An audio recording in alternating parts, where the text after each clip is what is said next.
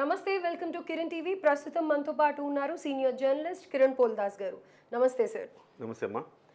Sir వెనకాల screen మీద ముద్రగడ పద్మనాభం గారు సో పవన్ కళ్యాణ్ పైన విసిరిన సవాలు ఓడిపోయాడు ప్రకారం పేరు మార్చుకుంటాను అని అన్నారు పద్మనాభ రెడ్డిగా.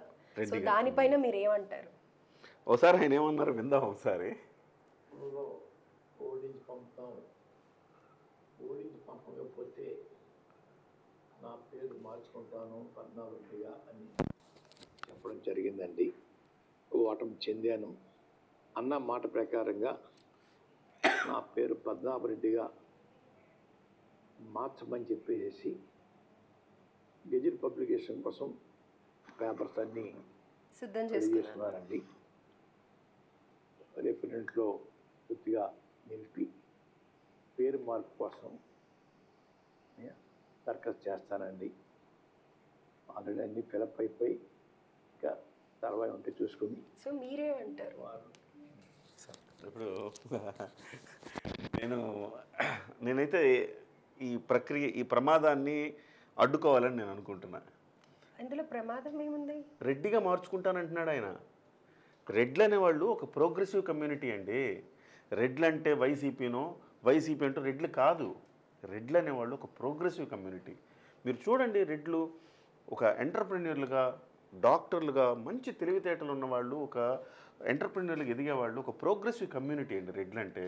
మనం ఎంతసేపటికి రెడ్లు అంటే వైసీపీ అని అనుకుంటాం. చాలామంది ట్రోల్స్ చేస్తున్నారు. నేను అసలు ఈ వీడియో చేయొద్దు అనుకున్నా. చాలామంది ట్రోల్స్ చేస్తున్నారు. ముద్రగడ పద్మనాభరెడ్డి అని, ఉప్మారెడ్డి అని ఇట్లా ట్రోల్స్ చేస్తున్నారు. ఆయనకంటే బుద్ధి జ్ఞానం లేదు. ఆయన రెడ్డిగా మార్చుకుంటానన్నాడు. అసలు రెడ్డి కమ్యూనిటీ ఎట్లా ఒప్పుకుంటుందండి? ఈయన్ని రెడ్డి కమ్యూనిటీ ఇతన్ని లోపల రానియటానికి ఎట్లా ఒప్పుకుంటుంది? ఇప్పుడు కరోనా ఉందండి, కరోనాని మీరు ఆహ్వానిస్తారా? ఏదో ఇంకొక అంటువ్యాధి ఉంది, మీరు ఆహ్వానిస్తారా? ఈయనేంటినా? నేనేం చెప్పాను నేను గురించి? చెదలబట్టిన చెక్క అని చెప్పానా? మొదట్లో ఆయన ఏమన్నాడు? నేను తుప్పు పట్టిన ఇనుము అన్నాడు. ఏమండి పవన్ కళ్యాణ్ గారు నన్ను రావద్దంటున్నారు, నన్ను మా ఇంటికి రాలేదు మీరు, బహుశా మీరు అనుకున్నారేమో నేను తుప్పు పట్టిన ఇనుము అనుకున్నారేమో అన్నాడు. బహుశా ఈయన తుప్పు పట్టిన ఇనుము కాబట్టి ఆయన రాలేదేమో అనుకుని నేనేమన్నాను? తుప్పు పట్టిన ఇనుము అని పేరు పెట్టా. ఇప్పుడు తుప్పు పట్టిన ఇనుము కాదండి, ఆయన చెదలబట్టిన చెక్క. చెదలబడితే ఏమైందండి?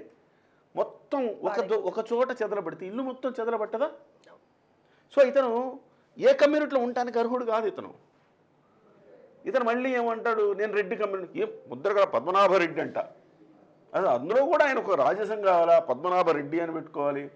రెడ్డి, దయచేసి నేను చెప్తున్నా, మీరు రెడ్డి కమ్యూనిటీ వాళ్ళు ఉంటే దయచేసి కింద కామెంట్ చేయండి.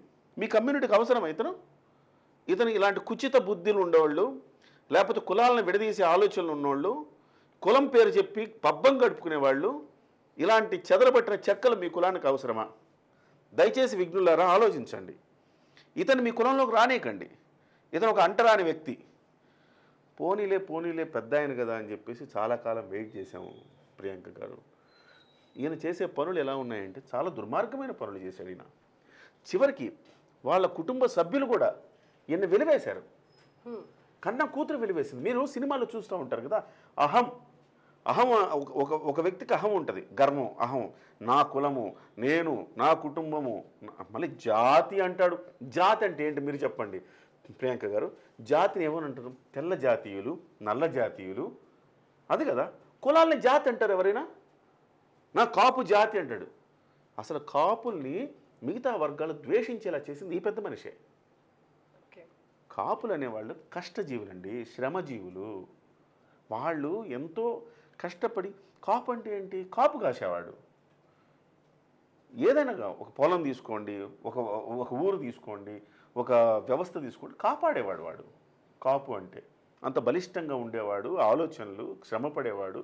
అట్లాంటి ఒక వ్యక్తి కాపులు దాన్ని పట్టుకుని కాపు జాతి అని చెప్పి తప్పెట్లు కొట్టి, తాళాలు కొట్టి, పళ్ళాలు కొట్టి ఇతను కాపుల పరువు తీసాడండి. ఒక రకంగా చెప్పాలంటే చిన్నప్పుడు విన్నాను ఇతని పేరు. కాపుల్లో ఆయన ఎవరో నాయకుడు అంట, రిజర్వేషన్ పోరాటం చేసినట్ట. ఈ రిజర్వేషన్లు ఇవన్నీ కాదండి, కాపుల్ని ఆర్థికంగా ఎట్లా బలోపేతం చేయాలని ఆలోచించాలి ఎవరైనా. మీ నాన్నగారు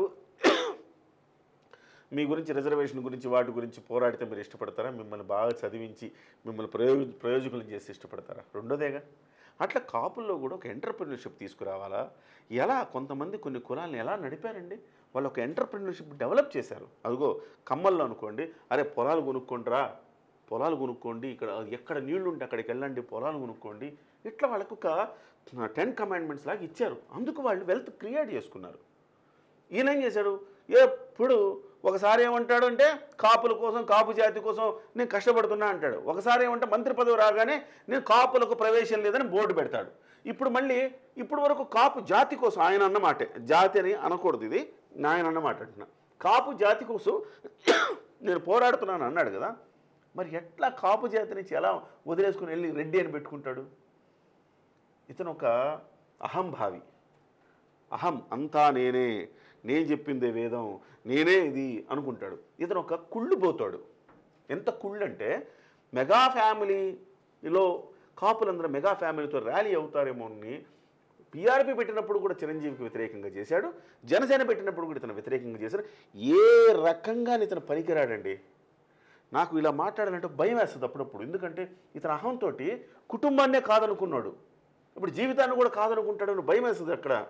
దయచేసి ఈ వైసీపీ వాళ్ళు ఉన్నారు చూసారు, ఆయన చుట్టుపక్కల ఉంటారే, కాపలా కాయండి, ఆయనకి ఆత్మహత్య చేసుకుంటాడు. దయచేసి కాపలా కాయండి. అహం అతనితోటి నేను ఓడిపోయానన్న బాధతోటి, కోపంతో, ఈగోతోటి రగిలిపోతూ ఉంటాడు ఇప్పటికే. దానికోసం ఇప్పుడు పేరు మార్చుకుంటానని పెడుతున్నాడు. కన్న కూతురు చీకొట్టింది. ఇవాళ వాళ్ళ కొడుకుకి ఏం చెప్పాలో అర్థం కాక పాపం ఆయన భవిష్యత్తును కూడా నాశనం చేశాడండి ఈయన. ఒక రాజశేఖర రెడ్డి ఈయన సమాన స్థాయిలో ఉండేవారు. రాజశేఖర రెడ్డి ఎంత ఎరా క్రియేట్ చేశాడు, ఈయన ఏమైపోయాడు?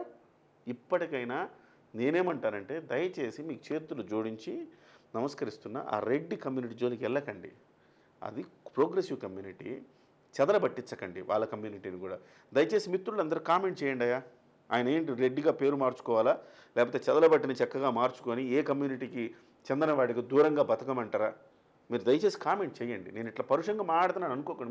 మీరు అనుకుంటున్నారండి ఏంది ఇంత పరుషంగా మాట్లాడుతున్నారు అనుకుంటారు మీరు? కొంచెం అనిపిస్తుంది, అంటే పెద్ద ఆయన ఇలా మాట్లాడుతున్నారు, వీడియోస్ చూసాను కాబట్టి అలా ఏం అనుకుంటున్నారు కదా. అదే మీరు ఎవరికైనా పెద్ద ఆయన ఇలా మాట్లాడుతున్నారంటే పెద్దవాళ్ళైనా చాదస్తంతో ఇలాగా మూర్ఖంగా వ్యవహరించే వాళ్ళని మనం పక్కన తోసేయాలి, లేకపోతే మనం అభివృద్ధి చెందలేం. ఈ సమాజం గురించి ఇవాళకి ఏం మాట్లాడతాడని మీరు ప్రియాంక గారు, నేను అసలు వీడియో చేయలేదు, 3 రోజులు అయింది, గెలిచిన రోజులు అయింది, 3 రోజులు అయింది కదండి. మరి ఆ పక్క రోజే నేను వీడియో చేయాలిగా. ఇప్పుడు కూడా మీరు అడిగారని చేస్తున్నా వీడియో. అక్కడ ఆయన ఇంకా రియలైజ్ అవ్వలేదా పథకాల సంక్షేమాల ప్రజలు ఎటువైపు, ఇన్ని పథకాలు అసలు ఏ మంత్రి ఇవ్వలేదు, ఏ ముఖ్యమంత్రి ఇవ్వలేదు, అలాంటిది జగన్మోహన్ రెడ్డి గారు ఇచ్చారు, అయినా ప్రజలు ఎందుకు ఇలా డైవర్ట్ అయ్యారు అనేది అర్థం కాలేదు అని అంటున్నారు అని అంటే నాకు నవ్వు వచ్చింది అసలు కదా. మీరు పాయింట్లోకి వచ్చారు. ఎందుకు మీరు అడిగిన తర్వాత నేను చేయడానికి కూడా ఎందుకు ఒప్పుకున్నానంటే, నేను అసలు చేయొద్దు, ఆయన ఒక ఇగ్నోర్ చేద్దాం అనుకున్నా. ఇగ్నోర్, ఇంతకు మించిన శిక్ష ఎవరికి ఉండదు, పట్టించుకోకపోతే చాలు అనుకున్నా. కానీ ఆయన ఇప్పుడు కూడా ఏం మాట్లాడుతున్నాడంటే, ప్రియాంక గారు చెప్పినట్టుగా ఏం మాట్లాడుతున్నాడు, నేను ఇంత అద్భుతమైన పథకాలు ఇచ్చాడు, సంక్షేమానికి ఆయన ఆద్యుడు అన్నట్టు. జగన్మోహన్ రెడ్డి, ఇప్పటికీ నేను జగన్మోహన్ రెడ్డి పక్కన ఉంటా, ప్రజలు ఎందుకు ఓడించారు అర్థం కావట్లేదని. అరే ప్రజలు చీకొట్టారయ్యా, ఓడించలేదయ్యా, చీకొట్టినప్పుడు మరి నువ్వేం చేయాలా? 70,000 ఓట్ల మెజారిటీతో పవన్ కళ్యాణ్ గారు గెలిచినప్పుడు మరి ఏం చేయాలా? తమరు కొంచెం పెద్దవాళ్ళు కదా, నా తప్పు అయిపోయిందని ఒప్పుకుంటే ఏమైంది? నేను అనవసరంగా ఇలాంటి రాజకీయాలకు నేను వచ్చాను, తప్పు అయిపోయింది, నేను ఇక రాజకీయాలకు దూరంగా ఉంటాను, ఏదైనా ఒక పెద్దరికంగా ఎవరికైనా ఏదైనా సలహా కావాలి, నేను ఏదైనా సహాయం చేయగలిగితే చేస్తా తప్ప ఇలాంటి వాటికి అంత దూరంగా ఉంటానని ఒక్క మాట మీరు చెబితే మీద గౌరవం పెరుగుద్దిగా. నేను గెజెట్ పెట్టుకున్నా, పద్మనాభ రెడ్డిగా మార్చుకుంటున్నా, అదిగో నేను అన్నమాట పెద్ద తోపు, నువ్వు అన్నమాట ప్రకారం చేసుకోవాలంటే బాగా కోపం వచ్చేస్తుంది, రగిలిపోతా నేను. ఇట్లాంటి వాళ్ళని చూస్తే నాకు మండిపోద్ది. నేను ఎవరు చేయనన్ని వీడియోలు నేను చేశాను ఈయన మీద. కానీ ఇవాళకి చెప్తున్నా, కాపు యువతకి లేకపోతే పెద్దలకు ఉన్నారు కొంతమంది, పాపం వాళ్ళు ఈయన పట్ల గౌరవం ఉంది ఇప్పటికి కూడా.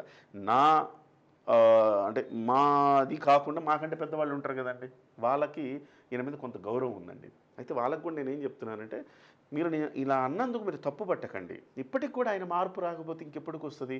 కన్న కూతురు చీకొట్టి వెళ్ళిపోయింది, ఎప్పటికి మార్పు వస్తుంది? మారాలి కదా మనిషి అన్నాక. తప్పులు తెలుసుకుంటే తప్పేందండి? ఇప్పుడు నేనేం తప్పు చేశాను అనుకోండి, నా కొడుకు నాన్న తప్పు చేస్తున్నావు నాన్న అని చెప్పితే తర్వాత నేను నిజంగా ఇది తప్పే చేశాను అనుకుంటే కూడా లేదు నాదే రైట్ అన్నానంటే నా అంతకంటే మూర్ఖుడు ఇంకెవడన్నా ఉంటాడా? ఉండడు కదండి. నేను నవ్వున్నానా, నువ్వు చెప్పింది కరెక్టే, నేను తప్పారా, పొరపాటు పడ్డాను, ఇలా చేయకుండా ఉండాల్సింది నేను అని అన్నాను అనుకోండి, ఎంత హుందాగా ఉంటుందండి. నా కొడుకు కాదండి, నా గౌరవం పెరుగుతుందండి. తప్పును ఒప్పుకోవడానికి కూడా ఒక దమ్ము ధైర్యం ఉండాలి. ముద్రగడ గారు, మీరు దయచేసి పేరు మార్చుకున్నారు, చెదరబట్టిన చెక్క అని మార్చుకోండి, మళ్ళీ రెడ్లకు అంటించకండి దయచేసి రెడ్లు ఎవరు రానియకండి దాన్ని. సో అక్కడ పనికిరారు, ఇక్కడ పనికిరారు అని అంటే ఎక్కడ పనికిరాడు ఇతను, ఎక్కడుంటే అక్కడ నాశనమే ఇతను. రైట్, థ్యాంక్ యూ అండి. కానీ మీకు కోపం తప్పించాను. నాకు దీని గురించి పూర్తి వివరణ తెలుసుకోవాలని ఉండింది. Thank you so much. మీదైన స్టైల్లో నమస్తే అమ్మా, థ్యాంక్ యూ అమ్మా.